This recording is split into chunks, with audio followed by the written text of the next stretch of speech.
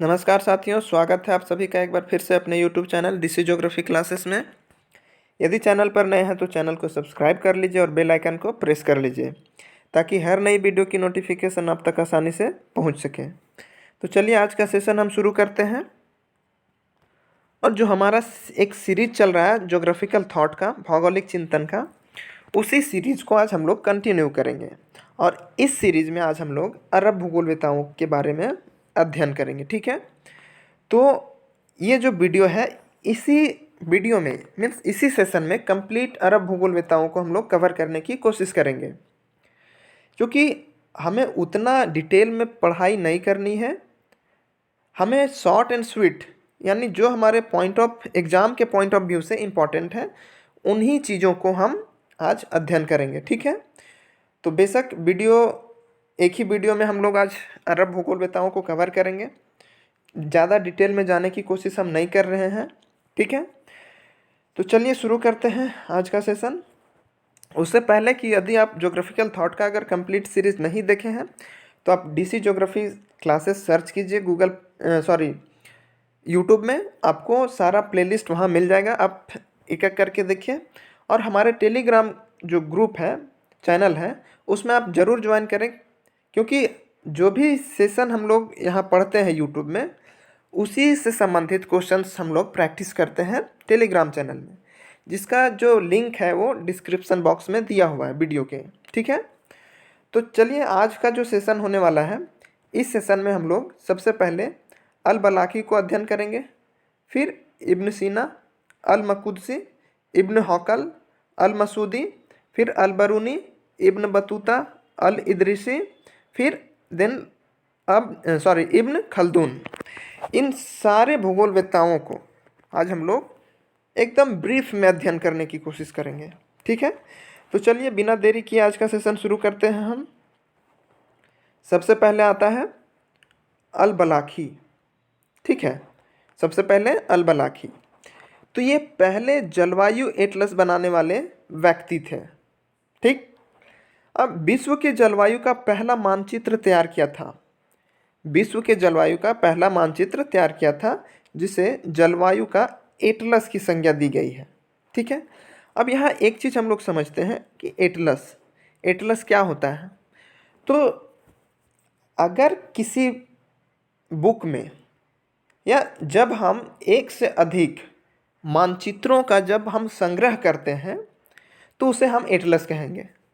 यानी एक पुस्तक ही होता है ये एक प्रकार का, जिसमें डिफरेंट डिफरेंट मैप्स होते हैं, मानचित्र होते हैं, उसे हम एटलस कहते हैं। तो इन्होंने जलवायु का एटलस बनाया, मतलब क्लाइमेटिक एटलस बनाने वाले पहले व्यक्ति थे। मतलब कि क्लाइमेट से रिलेटेड जो भी मैप थे, उन सारे मैप्स को इन्होंने एक जगह कलेक्ट किया और उससे रिलेटेड एक एटलस बनाए। ठीक है, तो ये इम्पॉर्टेंट है। नेक्स्ट है, इनकी एक ग्रंथ है, पुस्तक है, जिससे अक्सर प्रश्न पूछे जाते हैं।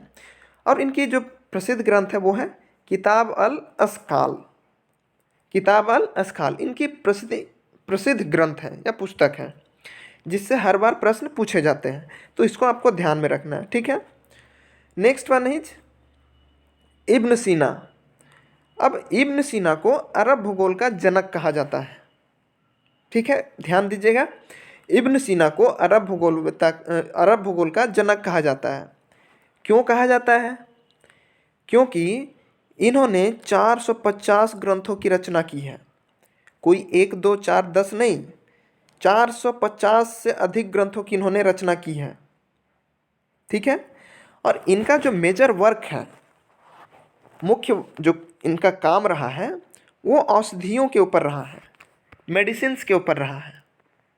ठीक है, तो इनकी एक इसी से संबंधित जो ग्रंथ है, पुस्तक है, द कानून ऑफ मेडिसिन। ये प्रश्न पूछा गया है। ठीक है, ये प्रश्न पूछा गया है, द कानून ऑफ मेडिसिन्स नामक पुस्तक किन की है? तो आपको ध्यान रखना है इब्न सीना की। ठीक है, नेक्स्ट बढ़ते हैं हम लोग। नेक्स्ट है अल मकुदसी। क्या? अल मकुदसी, मदुसी नहीं, अल मसूदी नहीं, अल मकुदसी। ध्यान से कहीं मिस्टेक ना करें। तो इन्होंने विश्व के जलवायु को 14 भागों में बांटा है। अल मकुदसी विश्व के जलवायु को 14 भागों में बांटा है, ठीक है। और इन्होंने जलवायु के वितरण को समझाने के लिए अल मसूदी का, ठीक है, सॉरी, ये जो जलवायु का वितरण समझा है ना, तो जलवायु के वितरण को समझाने के लिए अल मसूदी जो थे इन्हीं का कॉपी किए हैं, यानी इन्हीं का अनुसरण किए हैं, अल मकुदसी का, ठीक है। अब ध्यान से समझिएगा, इन्होंने विश्व को 14 जलवायु प्रदेशों में बांटा और इन्हीं के जलवायु प्रदेशों को समझाने के लिए अल मसूदी ने कॉपी किया है, इन्हीं का अनुसरण किया है, ठीक है। तो इस चीज़ को आप ध्यान में रखेंगे। नेक्स्ट आता है इब्न हकल, ठीक है। ये बहुत ही इम्पोर्टेंट है क्योंकि इसके जो पुस्तक है, इनके जो पुस्तक हैं उससे संबंधित प्रश्न हर बार पूछे जाते हैं, ठीक है। तो इन्हें यात्री भूगोलवेत्ता कहा जाता है। यात्री भूगोलवेत्ता मतलब क्या कि इनका जो शौक था वो घूमने फिरने में अधिक था, इसलिए इन्हें यात्री भूगोलवेत्ता कहा जाता है। वैसे तो जितने भी प्राचीन काल में भूगोलवेत्ता हुए सबका शौक एक्सप्लोर करना ही था। उसमें से ज़्यादा कुछ अरब के भूगोलवेत्ता जो थे वो कुछ ज़्यादा ही एक्सप्लोर किए, ठीक है। अब इन्होंने अपनी यात्रा के दौरान अनेक पुस्तकों की रचना की। अब जो इब्न हकल थे ये जहाँ जहाँ गए उन सारी जगहों को ऑब्जर्व किया, अवलोकन किया और उससे संबंधित जो भी इसके दिमाग में जो भी बातें आए उन सारी बातों को हर पुस्तक में इन्होंने लिखते गया, वर्णन करते गया। अब उन्हीं सारी पुस्तकों में से कुछ प्रमुख पुस्तक हैं जिनमें से पहला आता है रूट्स एंड रिल्म्स, यानी इसे हम लोग शास्त्रों व साम्राज्य कहते हैं हिंदी में, ठीक है। रूट्स एंड रिल्म्स, अक्सर प्रश्न में रूट्स एंड रिल्म्स को ही अंग्रेजी में लिख दिया जाता है, ठीक है। तो आपको हड़बड़ाना नहीं, ध्यान रखना है, रूट्स एंड रिल्म्स इब्न हकल। नेक्स्ट पुस्तक इनकी है शेप ऑफ द अर्थ, पृथ्वी की आकृति, इन्हीं की पुस्तक है। फिर एक है कंट्री ऑफ द वर्ल्ड, संसार का देश। ये 3 इनके महत्वपूर्ण पुस्तकें हैं और इसमें सबसे अगर सबसे महत्वपूर्ण पुस्तक की बात करें तो रूट्स एंड रिल्म्स है, ठीक है। ये आपको ध्यान रखना है। Next one is Al Masudi. अब आता है अल मसूदी की बारी, ठीक है। इन्हें अरब काल का प्रमुख इतिहासकार माना जाता है। अल मसूदी को अरब काल का इतिहासकार माना जाता है, ठीक है। और साथ ही इन्हें अरब जगत का हेरोडोटस, बहुत ही इम्पोर्टेंट है ये प्रश्न, कभी कॉलेज लेक्चरर में पूछा जा चुका है बहुत सारे एग्जाम्स में। अरब जगत का हेरोडोटस निम्नलिखित में से किस अरब भूगोलवेत्ताओं को कहा जाता है? तो अल मसूदी को, ठीक है, अरब जगत का हेरोडोटस। अब इन्होंने भू आकृति विज्ञान, जलवायु विज्ञान का विस्तार पूर्वक अध्ययन किया है। जो अल मसूदी हैं इन्होंने भू आकृति विज्ञान यानी जियोमॉर्फोलॉजी, जलवायु विज्ञान यानी क्लाइमेटोलॉजी का बहुत डिटेल से अध्ययन किया है, ठीक है। इसीलिए इसको अरब जगत का हेरोडोटस कहा जाता है। अब इनकी एक पुस्तक है किताब अल मुराज, किताब अल मुराज, या इसी का नाम है मिराज अल दाब, इसी पुस्तक का दूसरा नाम है, ठीक है। अब इसी में इसकी और भी पुस्तकें हैं जैसे कि सोने की चारागाह व जवाहरात की खानें। ये बहुत महत्वपूर्ण है। इस मतलब सोने की चारागाह व जवाहरात की खानें, इसके स्थान पर गोल्डन मीडोज पूछा जाता है। तो आप ध्यान रखिएगा, किताब अल मुराज की बात करें या मिराज अल दाब की बात करें या सोने की चारागाह व जवाहरात की खाने की बात करें या गोल्डन मीडोज, सब संबंधित है अल मसूदी से, ठीक है। अब इनका जो एक पुस्तक था किताब अल औसात, ठीक है, इसमें समय का विवरण दिया गया है, यानी एक कालक्रम का वर्णन है इसमें, ठीक है। और दूसरा ग्रंथ है किताब अल अखबार जमा, ये भी इन्हीं की पुस्तक है। तो किताब अल औसात और किताब अल अखबार जमा इन्हीं की पुस्तक है, ठीक है। अब इनका कंट्रीब्यूशन देखिए जलवायु विज्ञान में। भारतीय मानसून की सटीक जानकारी देने वाले पहले व्यक्ति थे। जो इंडिया में मानसून का आगमन होता है, मतलब इंडिया में जो भी मानसून आता है उससे संबंधित एकदम सटीक जानकारी इन्होंने दी थी। ठीक है। अब मानसून की उत्पत्ति का वर्णन करने वाले पहले अरब भूगोलवेत्ता थे कौन? अल मसूदी। ठीक है। मानसून की उत्पत्ति का वर्णन करने वाले पहले अरब भूगोलवेत्ता कौन थे? अल मसूदी, ध्यान रखिएगा। अब इनका अगला जो कंट्रीब्यूशन है वो है सागरीय जल के विभिन्न रंगों में पाए जाने के कारण, यानी सागर का अलग अलग रंग रहता है ना। जैसे कहीं आप ओशन में देखिएगा तो डार्क ब्लू है, कहीं लाइट ब्लू है।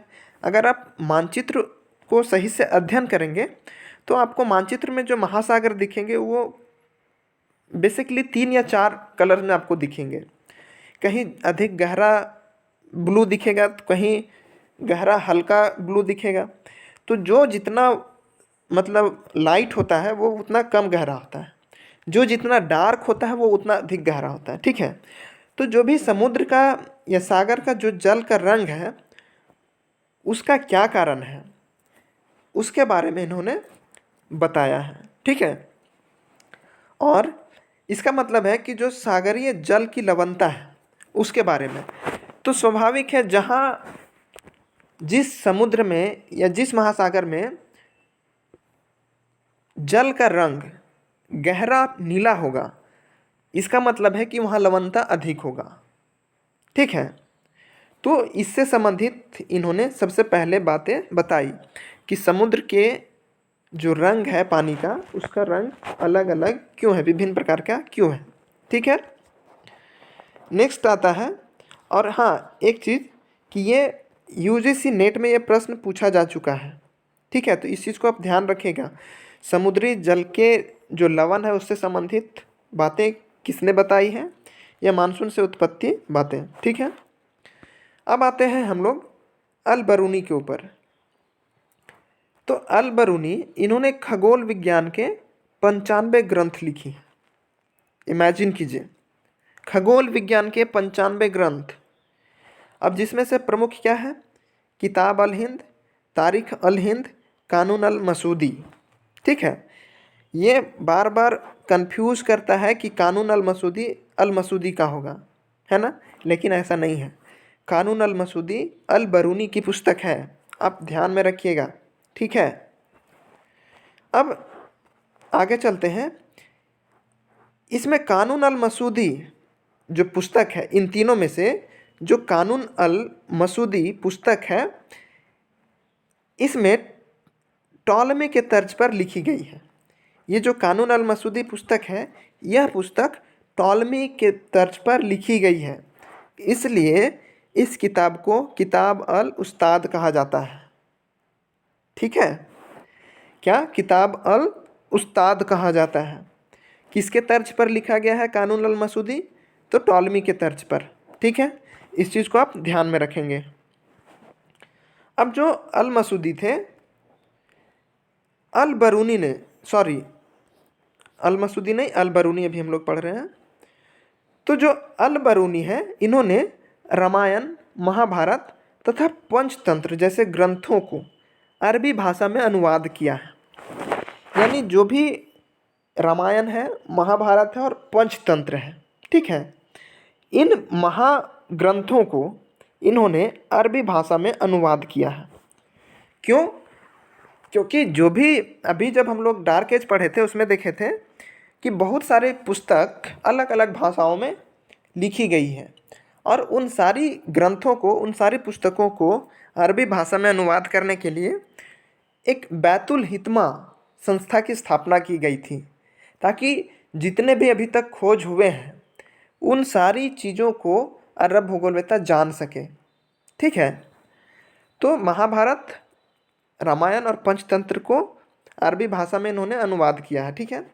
अब इनकी एक प्रसिद्ध ग्रंथ है जिसका नाम है रिसाला। ठीक है।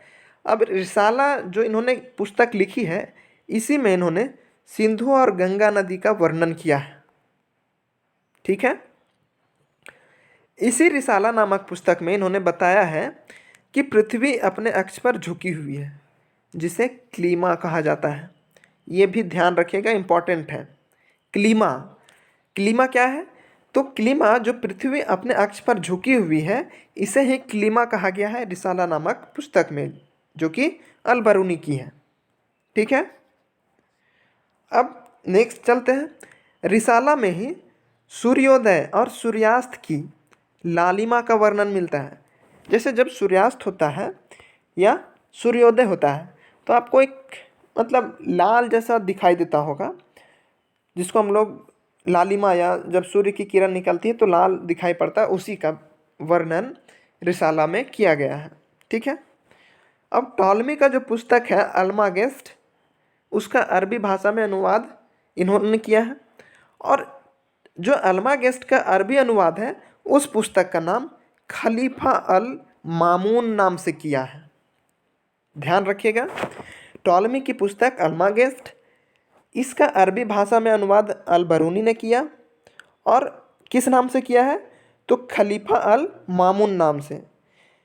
अल्मागेस्ट का अरबी अनुवाद खलीफा अल मामून नामक पुस्तक में किया है इन्होंने। ठीक है, नेक्स्ट चलते हैं। इब्न बतूता, ठीक है, इन्हें अरब जगत का मार्को पोलो कहा जाता है। ध्यान दीजिएगा, अरब जगत का मार्को पोलो। क्यों? मार्को पोलो कौन था? तो आपको ध्यान होगा कि मार्को पोलो एक ट्रैवलर थे, यात्री थे, बहुत ही एक्सप्लोर किए थे इन्होंने।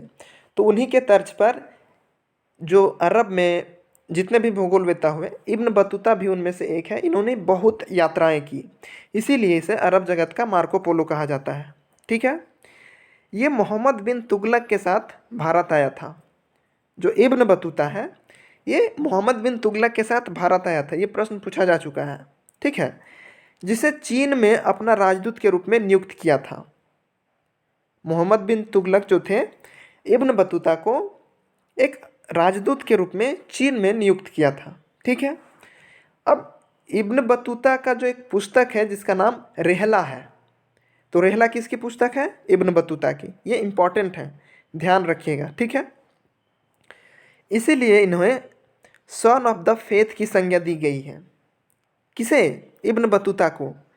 ठीक है, ध्यान रखिएगा, सन ऑफ द फेथ रेहला, अरब जगत का मार्को पोलो, सब इब्न बतूता। ठीक, नेक्स्ट चलते हैं अल इदरिसी। अल इदरिसी के ऊपर, तो इन्हें अरब जगत का कार्टोग्राफी का जनक कहा जाता है। देख लीजिए, सब एक से बढ़कर एक है। अरब जगत का कार्टोग्राफी का जनक, मतलब जितने भी मानचित्र बनाए, तो इनका जो भी मानचित्र बना वो एक स्केल के ऊपर, मतलब स्टैंडर्ड मानचित्र इन्होंने बनाए, और एक नहीं बहुत सारे, इसीलिए कार्टोग्राफी का जनक कहा जाता है अरब में इसे। ठीक है, अब क्यों इसमें भी प्रश्न? तो क्योंकि इन्होंने आयताकार और बेलनाकार प्रक्षेप पर मानचित्र बनाने वाले पहले व्यक्ति थे। ठीक है, जो प्रोजेक्शंस होता है, प्रक्षेप जो होता है, तो उसमें से भी बहुत सारे प्रक्षेप होते हैं। जैसे बोन प्रक्षेप हो गया, बोन मर्केटर, पॉलीकॉनिक, तो अलग अलग। तो उसमें से आयताकार और एक बेलनाकार सिलिंड्रिकल प्रोजेक्शंस पर इन्होंने मैप बनाया था, इसलिए इसे अरब जगत का कार्टोग्राफी का जनक कहा जाता है। ठीक है, अब इनकी एक प्रसिद्ध ग्रंथ है ज्योग्राफिया न्यूबेंसिस, दूसरी ग्रंथ है रोजर्स बुक, और तीसरा बुक है अल रुबारी। इन सबको आप ध्यान में रखिएगा, ज्योग्राफिया न्यूबेंसिस, रोजर्स बुक और अल रुबारी, इन सारे पुस्तकों के लेखक अल इदरिसी हैं। ठीक, अल इदरिसी ने ही टॉलमी के ग्रंथ में व्यापक परिवर्तन किए। ये पूछा जा चुका है नेट में प्रश्न में कि टॉलमी के ग्रंथ में निम्नलिखित में से किस अरब भूगोलवेत्ता ने सुधार किया है? तो वही थे अल इदरिसी, जिन्होंने टॉलमी के पुस्तक में सुधार किया है। ठीक है, next one is ibn Khaldun. ठीक है, अरब जगत के अंतिम भूगोलवेत्ता के रूप में इसे जाना जाता है। किसे? इब्न खल्दून को। ठीक है। अरब का पहला निश्चयवादी विचारधारा का समर्थक माना जाता है। अभी तक जितने भी अरब भूगोलवेत्ता हुए उन सब में पहले ऐसे अरब भूगोलवेत्ता थे जिन्होंने निश्चयवादी विचारधारा का समर्थन किया। ठीक है। इनकी एक प्रसिद्ध ग्रंथ है मुकदिमा। ये भी प्रश्न में कई बार पूछा चुका है, एक बार नहीं कई बार पूछा जा चुका है। ठीक है। तो ये था आज का हमारा सेशन। आई होप कि ये सेशन आपके लिए हेल्पफुल रहा होगा। यदि आपको वीडियो पसंद आया तो चैनल को लाइक, सब्सक्राइब और शेयर ज़रूर कीजिएगा। हम अगले जो भी सीरीज होगा ज्योग्राफिकल थॉट का, उसमें हम लोग आधुनिक भूगोलवेत्ताओं को देखेंगे। ठीक है। आप अगर अभी तक हमारे टेलीग्राम चैनल से नहीं जुड़े हैं तो वीडियो के डिस्क्रिप्शन बॉक्स में टेलीग्राम चैनल का लिंक दिया हुआ है, आप जुड़िए वहाँ। नेक्स्ट जो क्वेश्चंस प्रैक्टिस के लिए दिए जाएंगे वो अंधकाल और अरब भूगोलवेत्ताओं से संबंधित होगा। तो आप टेलीग्राम चैनल को ज्वाइन कर लीजिए। आपको 1 या 2 दिन में हम आपको टेलीग्राम में इन्फॉर्म कर देंगे कि कब इसके क्वेश्चंस आपको मिलेंगे वहाँ। तो thank you so much session में जुड़ने के लिए। मिलते हैं नेक्स्ट सेशन में, तब तक के लिए अपना ध्यान रखिए।